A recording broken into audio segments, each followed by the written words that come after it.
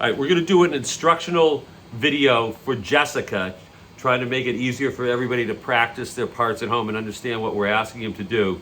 So we're just going to do part number one, which is we're going to have Jack start with the rhythm. It's a G-C rhythm. I call it 2 beats of each, but Bear's going to show you the G and the special C. And that leads into riff number one. We're just going to do the intro rhythm and riff number one, and then we're going to stop. So Bear, why don't you explain what the chords are? Yeah, so the G, Jack, is just a regular G. But when you go to the C, you're going to leave your pinky and your ring finger on the G strings, and your middle fingers you're just going to play in the same position that you would for a C chord. So you're going to be...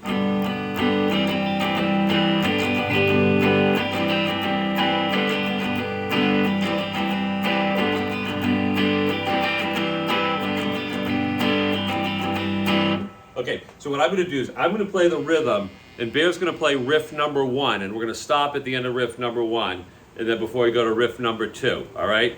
The G-C chords continue from riff one into riff two, but let's just do riff number one first. But I'm going to play Jack's part, and Bear's going to play the lead part here.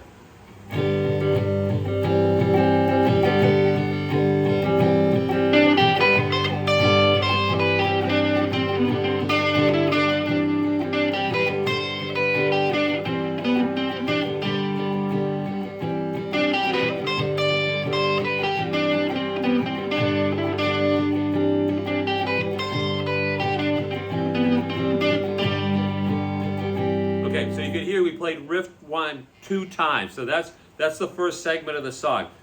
So the next thing that happens is there's a stop at the beginning of riff number 2. And Jeff, it's important that you listen to the recording of this. So there's 2 stops. And it's hard for us to imitate the stops. But we did play riff number 1, and then we're going to go into riff number 2, which is stops. And I think we hit G on both stops is what we think is going on. The guitar player's on the 1 is just going to hit a G and stop.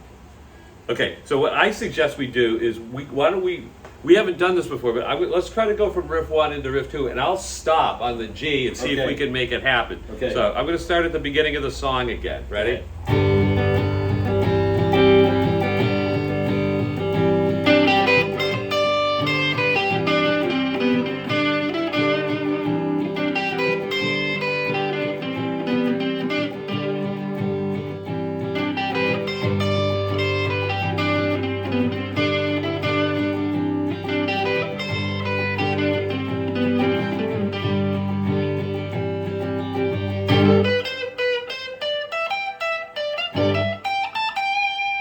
Okay, so there's 2 stops, something like that. I think everybody's got to listen to the recording, but just be aware there's 2 stops during riff number 2, which is what Bear just played, okay? And the guitar players or the bass player, both stops are on a G. You hit G. On the 1 beat. You just hit G, let it ring, G, let it ring, okay? And then we go back to riff number 1 right again, back to the riff number 1. rhythm.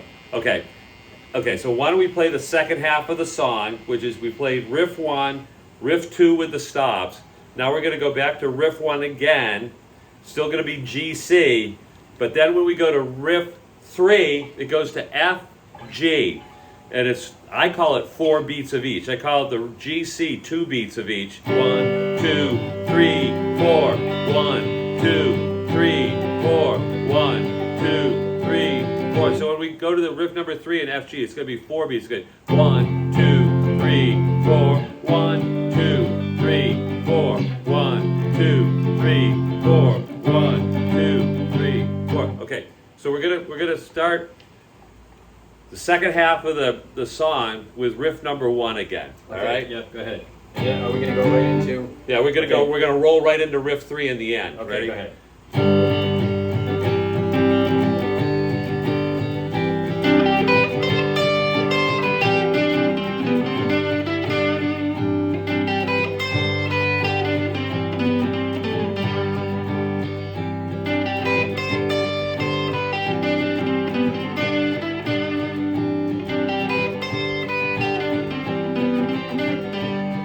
F.